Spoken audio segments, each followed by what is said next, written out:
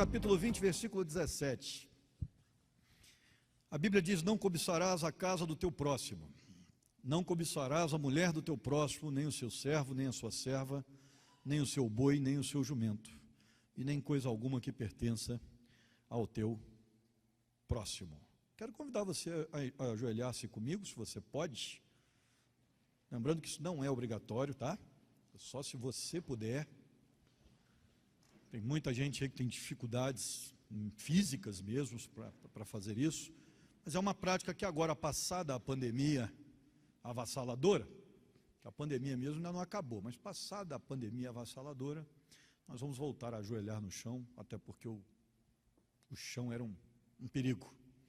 Senhor, graças te damos pelo privilégio da palavra, nos colocamos aqui diante do Senhor. Obrigado por mais um dia de trabalho, mais um dia de vida, e também mais um dia, ó Deus, que Tu nos dás para que possamos cuidar da nossa família, cuidar da nossa vida, e abençoe agora que possamos fechar este dia com a palavra do Senhor em nosso coração, de uma maneira em que possamos ser transformados. Tua palavra vai dizer que de glória em glória vamos seguindo nesta vida, e a glória é cada vez maior, porque a transformação do Teu Filho na nossa vida é cada vez maior. A revelação é cada vez maior, para que possamos mudar e encontrar santificação. Então abençoe este tempo de crescimento da Tua igreja, que possamos sair daqui modificados, melhores, para a Tua glória. Oramos em nome de Jesus. Amém.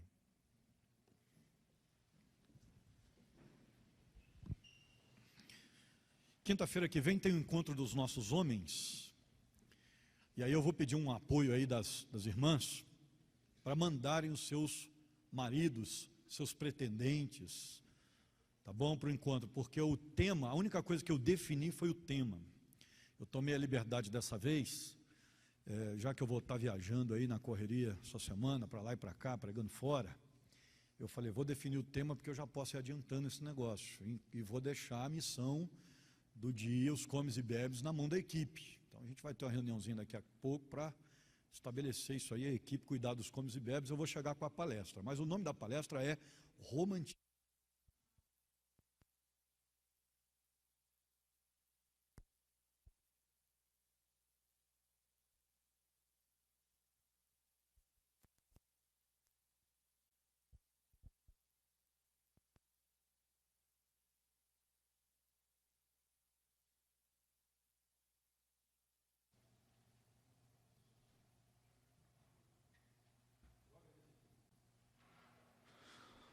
Vandinho, você já estava mastigando em algum lugar, Vandinho? Então, o tema da palestra será romantismo.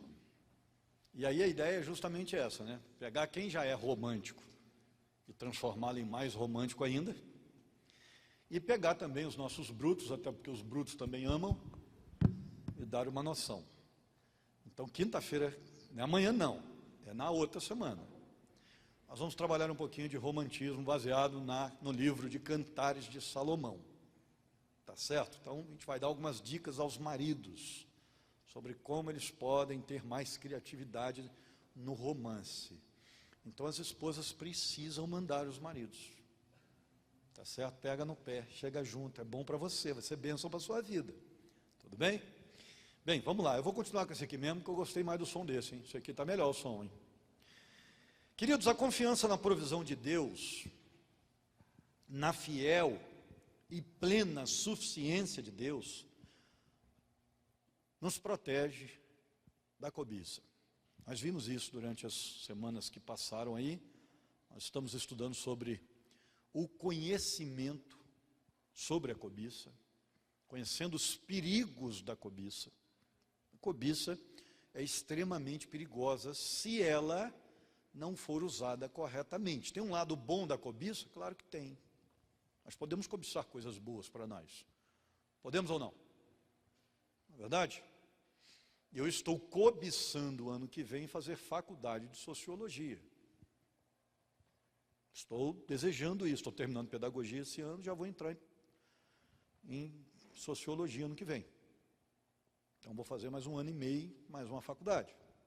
Isso é uma cobiça que, ao meu entender, é boa. Você pode cobiçar, por exemplo, um veículo melhor para a sua família, para você trabalhar. Você pode cobiçar um curso. Existem boas cobiças. Você pode cobiçar ser um excelente marido, um extraordinário pai. E aí nós estamos usando o lado positivo da cobiça. Mas a cobiça tem um lado que é extremamente prejudicial. Que é justamente quando nós cobiçamos aquilo que não é para a gente, que não pode ser para nós, que não deve estar em nosso coração. Inclinar o coração para o testemunho de Deus, ter prazer na palavra do Senhor, agradar-se dele, defender e promover o bem-estar social dos pobres, oprimidos e órfãos, satisfazer a alma, esperar no Senhor, orar e confiar na plena suficiência de Deus. Essas são as 7 versões construtivas do 10º mandamento. Ou seja, o lado positivo da cobiça.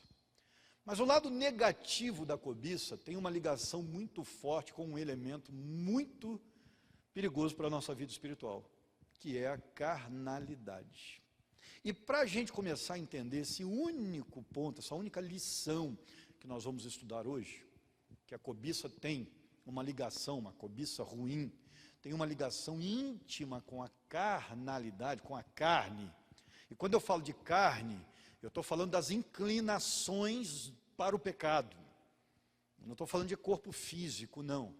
Eu estou falando daquela inclinação para pecar, sinônimo de velha natureza. Lembra? A velha natureza é citada na Bíblia como a nossa inclinação para o pecado, para a desobediência. O velho homem que gostava de pecar e pecava alegremente e que buscava o pecado o tempo todo. Aí você se converte, você se entrega ao Senhor, Deus regenera o coração e você passa a ser inclinado para Deus e passa a detestar o pecado e lutar contra ele. Em alguns momentos você ainda sente prazer em pecar, mas isso vai diminuir cada vez mais se você for convertido de verdade até o final. E tendo tempo suficientemente para viver, tendo tempo suficiente, vou dizer assim que é melhor, para viver, se viver um bom tempo como convertido, você vai mortificar essa tendência pecaminosa a cada dia e vai melhorar cada vez mais. Porque o servo do Senhor cresce espiritualmente, ele se desenvolve, o nome disso é santificação. Ele vai se santificar, ele vai melhorar. O camarada que se converteu lá em 96 não é o mesmo Luciano de agora. Já melhorou muito, mas melhorou na força do poder de Deus. Porque algumas coisas eu nem conseguia ver. Foi Deus quem mostrou, foi Deus quem transformou. E se eu viver mais 30 anos, eu lá no final serei muito diferente desse que sou agora. Ainda vou perceber muito mais coisas que precisam ser mudadas em mim. E assim é com todos nós. Amém? É isso mesmo? Está acontecendo com você? Está melhorando a cada dia? Está procurando se santificar? Está tirando o pecado da sua vida? Está deletando as coisas que não são de Deus?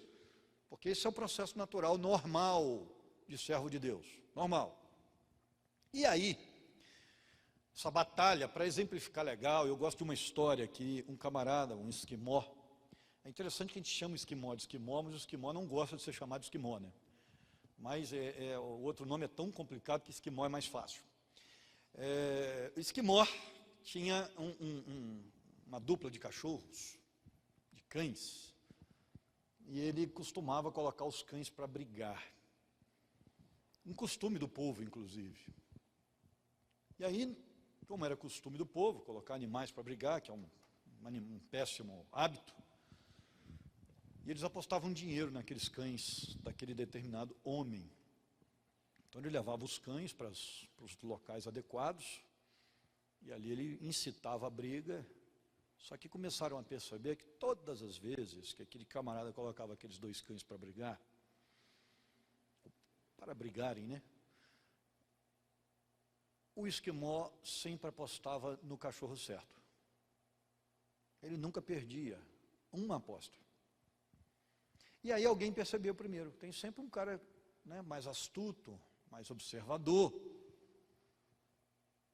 E aí esse cara percebeu, Falou, rapaz, já deve ser a 7ª ou 8ª vez que a gente está aqui, esse camarada ganha esse negócio direto. Tem alguma coisa errada, né?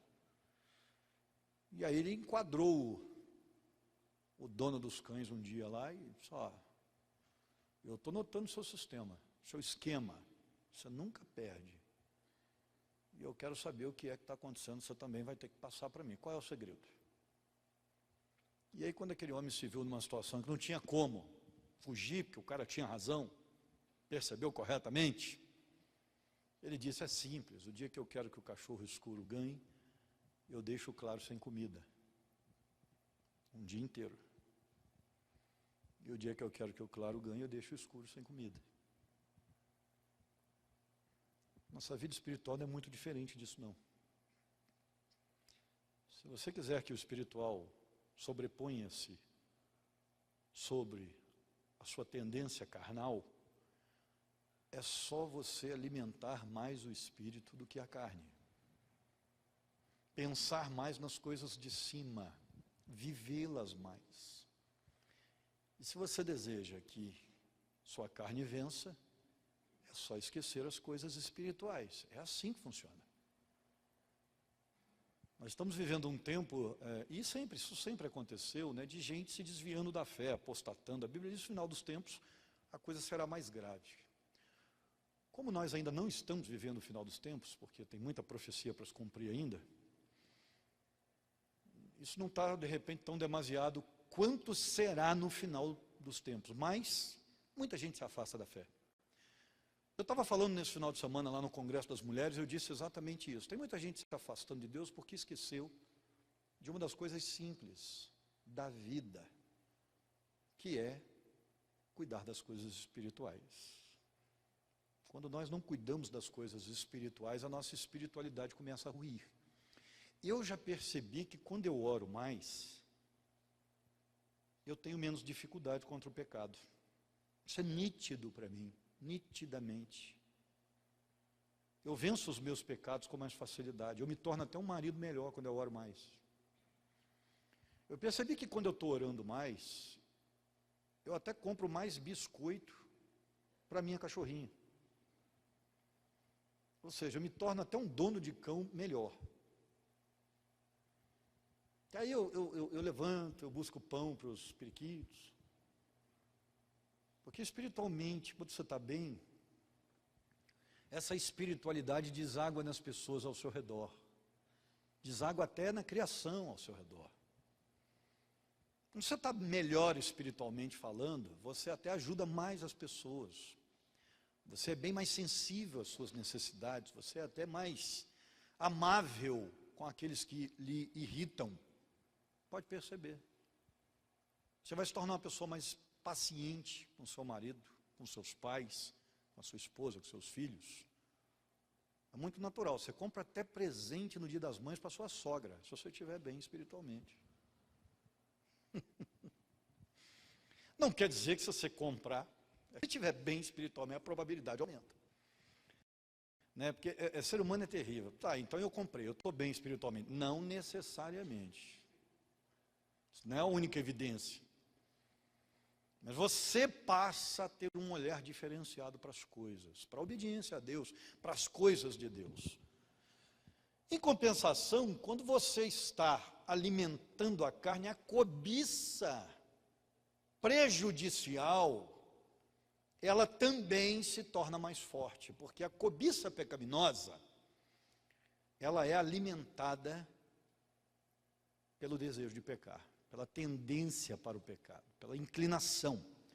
O problema da cobiça poderia ser resolvido se nós aprendêssemos a nos alegrar no Senhor com aquilo que temos, com aquilo que Deus nos deu. O problema é que o ser humano é extremamente insatisfeito. Eu já contei para vocês aquela experiência que o dia que eu comprei um carro novo. Não era novo, zero. Né? Um carro mais novo do que eu tinha. Tinha um Golfzinho velho, né? E um dia entramos num acordo lá em casa, vamos comprar um carro novo, vamos para a concessionária escolher um carro. Eu comprei na época um Space Fox. Porque na época eu estava vendendo livro, né?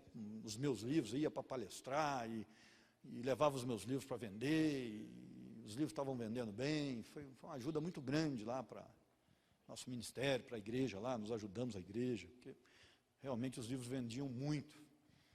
E aí eu precisava de um carro com porta-malas, então eu comprei um Space Fox. E foi interessante que eu entrei no Space Fox, vamos sair da concessionária, né?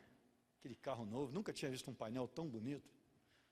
E fui saindo assim devagarinho, feliz da vida, passou um Camaro na minha frente. Naquele dia eu percebi que o ser humano nunca está satisfeito. Acabou com a alegria na hora. Eu falei, poxa vida, mas eu queria mesmo era um daquele ali. Olha essa coisa linda. Pois é. Não por causa da suntuosidade. Eu não tenho essa pretensão de ter carro para mostrar para ninguém. É que um Camaro é bonito por natureza, né? Um Camaro é um negócio, é outro esquema, não é verdade? É pelo preço, não por nada, né? É um carro diferente, chama atenção. É igual você está dirigindo, né, Pedrão? Está dirigindo, você vê no retrovisor uma Mercedes passando por você. É outro padrão. Né? A Mercedes é uma Mercedes. Para quem gosta de carro, que é o meu caso, eu amo carro, acho fantástico. Eu não gosto de dirigir, mas eu amo carro. Homem no Brasil nasce com um carrinho na mão, né? Então a gente ama carro, né? A gente gosta de carro. Né? É carro e bola, né? Então são duas coisas que a gente ama. E eu gosto, eu acho bonita a tecnologia e tudo mais. Bati de frente com um Camaro, a alegria acabou, né? Porque se nós não tomarmos cuidado, os nossos olhos sempre estão além daquilo que temos. E não nos satisfazemos, nós esquecemos de agradecer, de dar glória. Mas isso a gente já viu. Essa perspectiva humana nos leva a cobiçar, inclusive, coisas mundanas, coisas humanas demais. E a gente deixa de caminhar num caminho teocêntrico para caminhar num caminho egocêntrico. Isso é perigoso. Nós já vimos isso nas semanas anteriores. É uma questão de Gálatas 5:24. A Bíblia vai dizer que nós precisamos crucificar a carne, se quisermos andar no Espírito. A carne é um negócio tão terrível que não adianta minimizar os seus poderes, tem que crucificar, tem que matar. Carne você elimina, você não negocia. Porque a carne, se você negociar, mais cedo ou mais tarde, ela lhe derruba.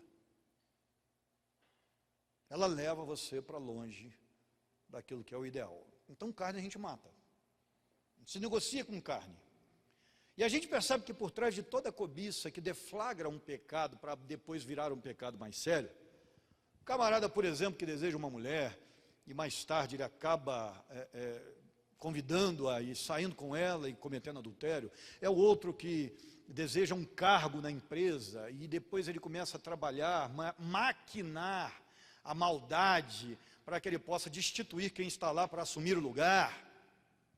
Percebe que a coisa começa com a cobiça, mas atrás da cobiça está a carne, que dá o alimento a tudo isso.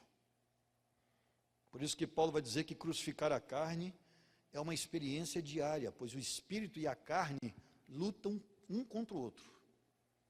Isso é um negócio diário, não posso abrir brecha, eu não posso facilitar.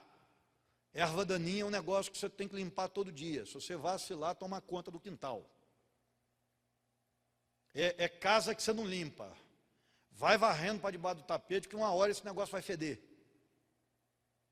Não adianta, você tem que dar manutenção. E espiritualidade é assim. Tem gente hoje querendo, eu estou falando isso no culto errado. Mas vou falar porque tem gente escutando de casa aí. Tem gente que quer dar manutenção no jardim, vem à igreja uma vez por mês. E aí vai passando o resto da semana jogando lixo debaixo do tapete. A hora que fede, corre para cá. Tem gente que vive 29 dias com a casa fedendo, achando que virá aqui um dia resolver o problema. Vida espiritual não é assim, gente. Vida espiritual requer continuidade. Você sabia que os pastores têm uma taxa quase, assim, irrisória de apostasia? Você sabia disso? São poucos os pastores, estou falando da nossa denominação, não posso falar para todo mundo, porque eu não tenho dado para isso. Não tenho dado científico para isso. Mas quando nós falamos da nossa denominação, a taxa de apostasia dos pastores batistas é quase inexistente. O cara desiste do ministério, mas ele não desiste da fé. Você já parou para pensar por que os pastores dificilmente voltam atrás na sua decisão? Mesmo quando desistem do ministério? Por quê? Porque, querido, eu cheguei aqui hoje, 10 horas da manhã. Estou aqui direto até agora, saí só para buscar uma quentinha ali, uma marmitex num restaurante. Hoje eu já fiz análise de Gênesis 3, para pregar domingo à noite. Eu já fiz análise de texto bíblico para pregar em Romanos de manhã. Essa aqui eu não fiz porque eu já estava pronto. Hoje eu já corrigi prova de brevet do Eagles. Hoje eu já aconselhei pessoas e eu tive que lembrar da Bíblia para poder aconselhar. Hoje eu já orei. Ou seja, hoje eu já preparei palestra sobre Bíblia. Eu tive em contato com coisas espirituais o dia inteiro. Eu já dei aconselhamento pelo WhatsApp hoje. Pastor, me tira uma dúvida aqui rapidinho, sobre o seminário, eu queria fazer uma matéria e tal, e aí você está lá conversando com um camarada, isso aqui é melhor para você e tal, já que você quer buscar isso e tal. Ou seja, pastores se envolvem com as coisas de Deus o tempo todo. Servos de Deus fazem isso. E é por isso que a taxa é pequena, porque eu estou em contato com as coisas de Deus o dia todo. Qual fé que não é estabelecida, fortalecida diante dessa situação? O cara tem que estar com um objetivo muito errado, ou levar o ministério de qualquer jeito para apostatar da fé, porque ele está fortalecendo o espírito a todo instante. E se você usar todo o tempo que você puder usar, sem virar, por favor, um fanático, o cara já não sabe nem mais o porquê que está fazendo as coisas. Você pergunta para ele, por que você está fazendo isso aí dessa quantidade toda? Ele fala, não sei. Acho que deve ser bom, né? Porque já perdeu a referência. Nós estamos trancando vocês aqui, tá? Para quem está em casa, a gente está fechando todo mundo aqui hoje. A gente vai começar uma vigília depois, vai terminar às 6 da manhã. Tá certo? Fecharam a porta ali agora, o pessoal deu uma olhada, assustado, é porque está muito frio.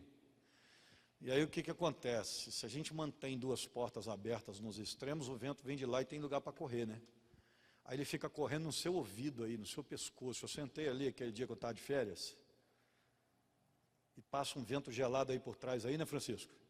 Rapaz, eu cheguei em casa com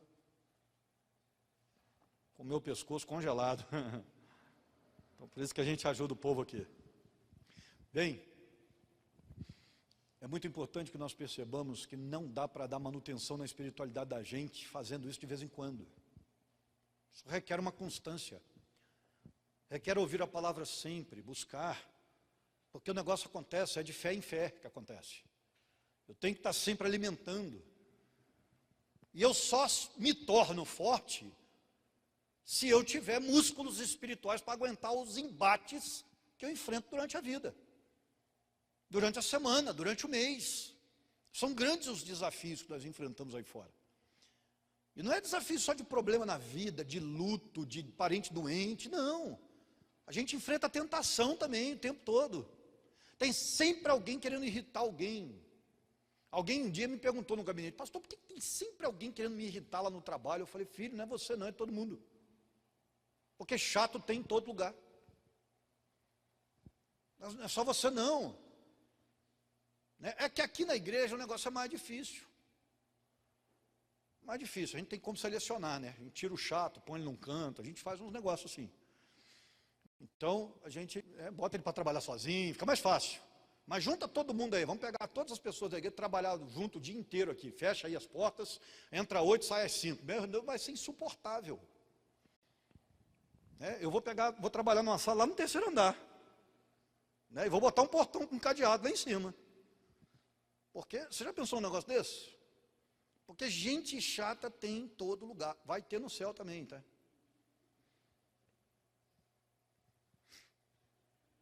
Eu fico pensando que assim, a eternidade, o negócio é...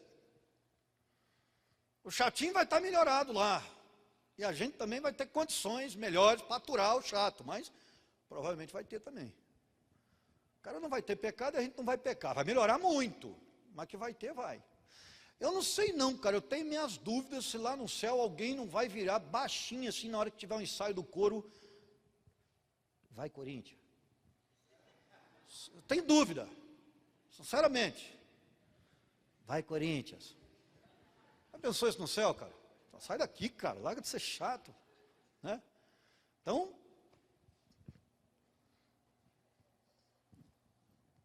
é na medida em que nos inclinamos para o Espírito que acontece o nosso crescimento.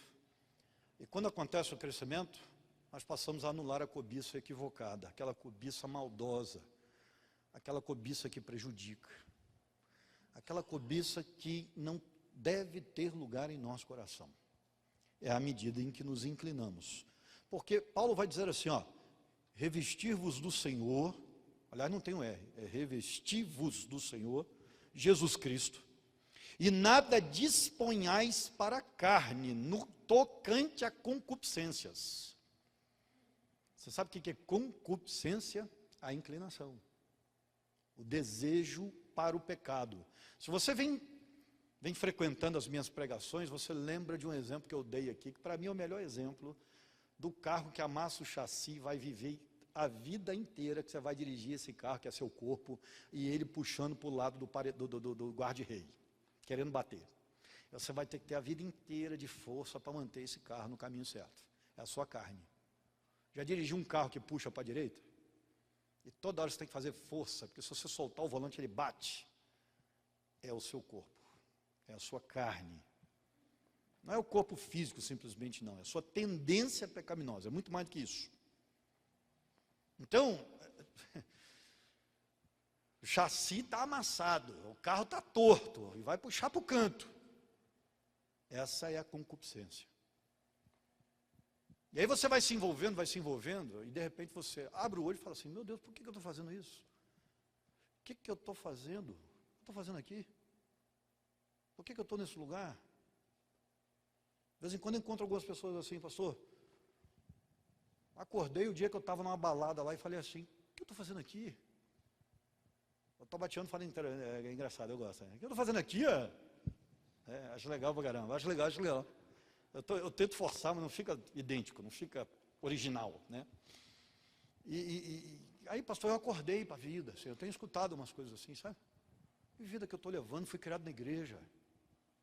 Mas por quê? A carne vai inclinando, você vai dando vazão, vai inclinando, você vai dando vazão. Quando você percebe, você está com a vida espiritual toda destruída, toda arrebentada. Porque você vai de passinho em passinho.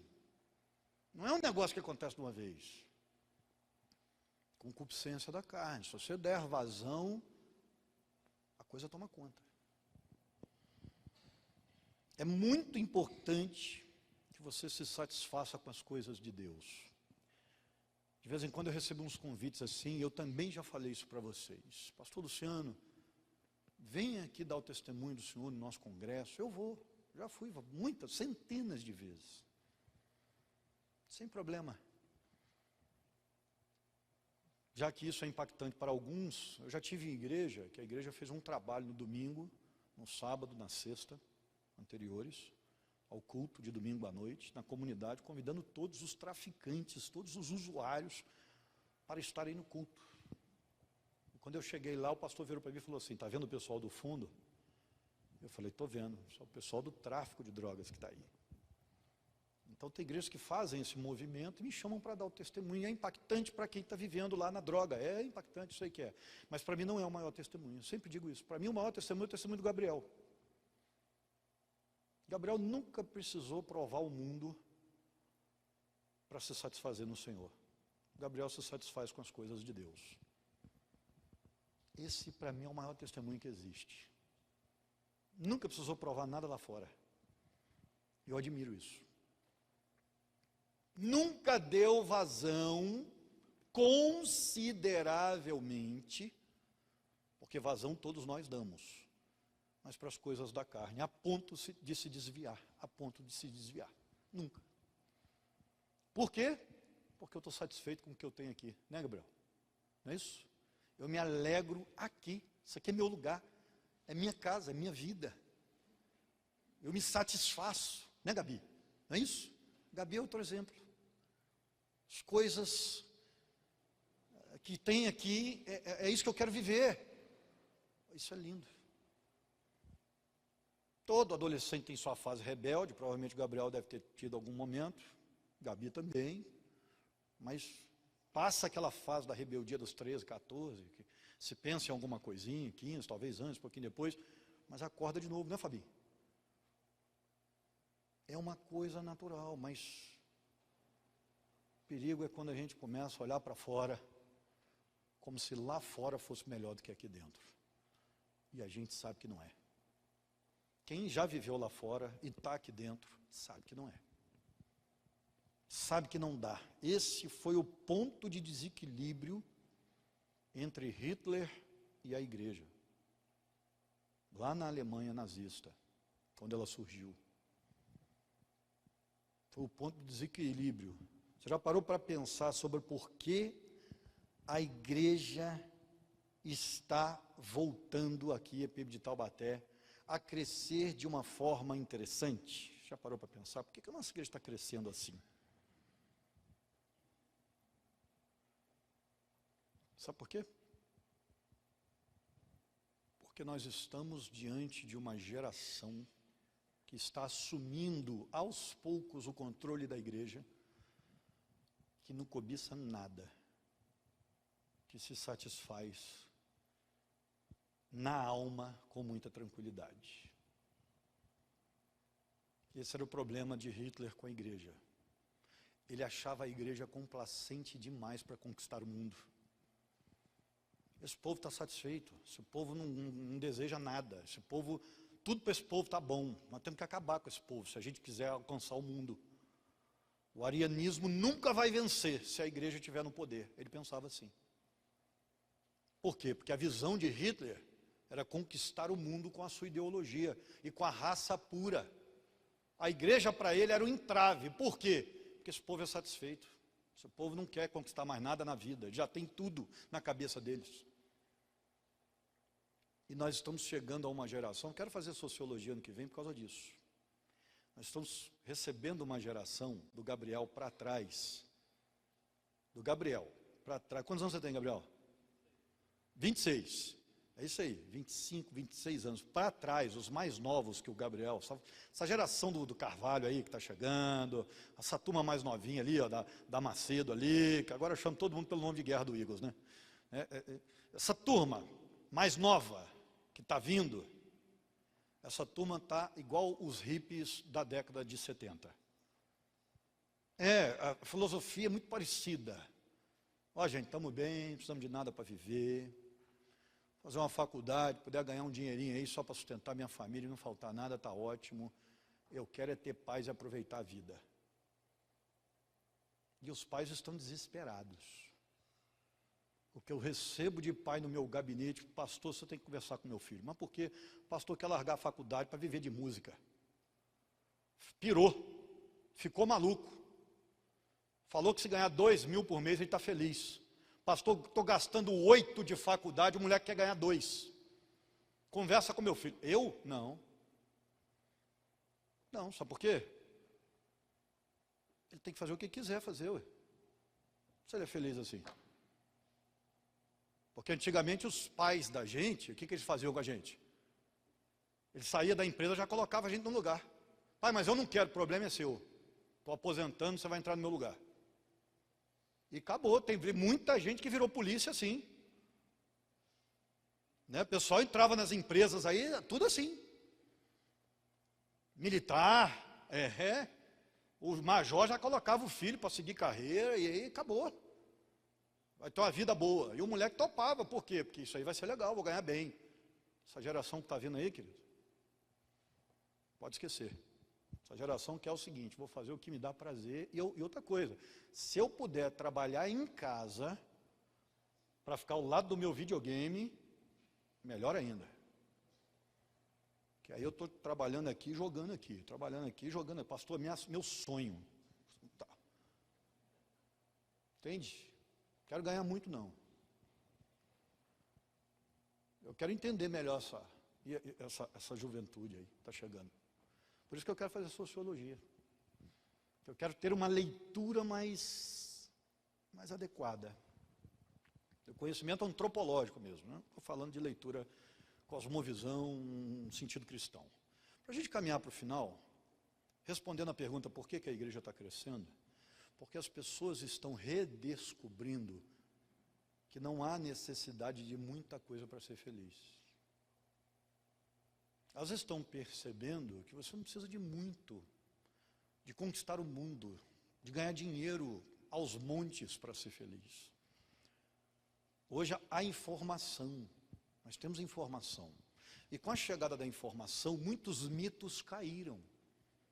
Como, por exemplo, se eu tiver dinheiro, todos os meus problemas estarão resolvidos. Aconteceu uma coisa um tempo atrás aí com uma família, que o camarada teve problema nos rins, e ele queria fazer um transplante, mas quando ele deu entrada no sistema nacional, tinha uma fila. Só que o cara tinha grana, então ele chegou lá e falou assim, ó, chamou um médico do lado lá e falou assim, olha, o negócio é o seguinte, estou na fila aí, preciso do transplante, o problema for dinheiro, a gente consegue resolver. O médico falou para ele, querido, aqui não funciona assim. Vai ter que esperar na fila como todo mundo. E aí o cara começa a perceber, não adianta ter dinheiro. Tem hora que não resolve nada. Não vai resolver. E essa turma cheia de informação que está chegando aí, porque o seu filho tem mais informação com 12 anos de idade do que o pessoal que viveu nos últimos 120 anos tinha, tá certo? Só para você ter uma noção. Se juntar todo o conhecimento dos últimos 120 anos, o seu filho com 12 tem mais do que todo mundo. Tá certo? Vou deixar isso claro para você. Essa garotada conhece e sabe o que é bom para a vida e o que não é no sentido de realização. Então eles estão cobiçando muito pouco. Esse é o lado positivo dessa geração que está surgindo. Se satisfaz, principalmente com o espiritual. Aí as igrejas estão crescendo. As igrejas que estão dando esse sustento estão crescendo. Então, querido, nós possamos aprender um pouco mais com essa geração. Porque impulsionados pela filosofia do sonho americano, a minha geração para cima, nos últimos anos, lutou para fazer de tudo para ter. Ter. E num belo dia você acorda e pensa assim, consegui tudo que eu queria, mas estou com 70 e não vivi nada. Entende o problema? Nós construímos um país, vocês, né, os mais velhos aí, eu estou só na onda da construção de vocês. Vocês construíram um país. Mas o pessoal começou a aposentar e morrer. Por quê? Porque o cara aposentava, não sabia mais o que fazer da vida.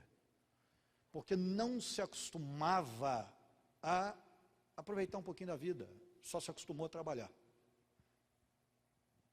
Então, nós estamos vivendo um contraste muito grande entre duas gerações. É um contraste muito grande. Por isso que a gente está tendo tanta crise entre pai e filho. É um contraste que a gente está vivendo.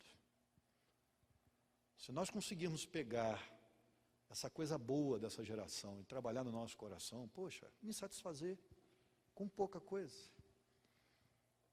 Para que eu possa ter mais tempo com Deus, para que eu possa viver mais para Deus, para que eu possa experimentar mais a Deus.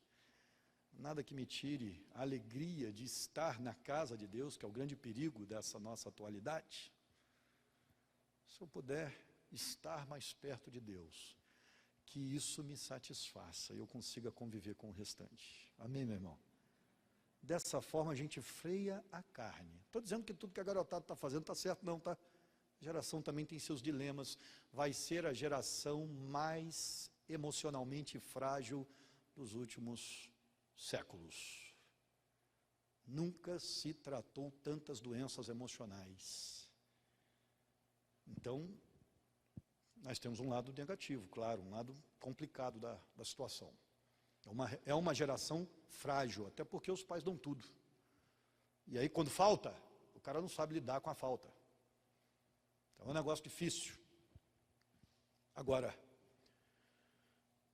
que nós possamos ter a satisfação, para que a nossa carne não queira cada vez mais. A satisfação no coração. Pense nisso. Esse foi o princípio de vida do apóstolo Paulo. Quando o sustento não era suficiente, ele trabalhava em sua profissão secular para fazer tendas e sustentar a sua vida. Paulo sabia viver com pouco e com muito, porque aprendera a estar satisfeito em toda e qualquer situação. Em seu testemunho, o apóstolo Paulo vai mais longe ao afirmar que ele não cobiçava nem prata, nem ouro e nem vestes. Pelo contrário, trabalhou honestamente com suas mãos, socorreu ao necessitado, ajudou quem podia ajudar. Em Atos 20, 33 a 35, nós temos 3 princípios construtivos desse não cobiçarás: o trabalho honesto, o socorro ao necessitado e a ajuda liberal a quem precisa. Coração que quer ajudar o outro também. E aí, para terminar, eu quero que você abra sua Bíblia em 1 Pedro, capítulo 2, ainda falando um pouquinho dessa cobiça e dessa carnalidade perigosa. Eu sei que hoje esteja um pouquinho cansativo para você, porque eu não estou ajudando você. Eu estou percebendo o cansaço de vocês aqui, e eu estou percebendo também o início de uma perda de atenção generalizado nos últimos 10 minutos de vocês. E a culpa é minha, porque como eu vim numa semana muito acelerado, que eu estou com algumas situações aí de viagem marcada, então eu tive que adiantar tudo, deixar tudo pronto. Então eu estou bem exausto aqui, sim, sabe, aqui em cima. E claro, quando eu não animo você um pouquinho, acordo você e tal, o negócio tende a ficar cansativo para você depois de 40 minutos, como nós estamos vivendo aqui. Mas me perdoem, a intenção é boa. 1 Pedro capítulo 2, queria que você guardasse esses 2 versos aí, versículos 11 e 12, que fecham essa mensagem sobre cobiça.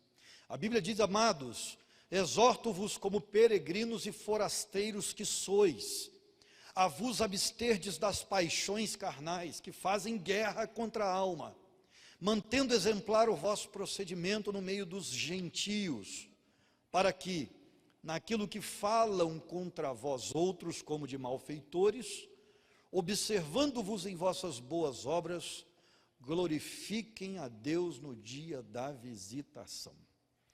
Ou seja, nós temos que ter essa consciência do versículo 11. Neste mundo, somos peregrinos e forasteiros.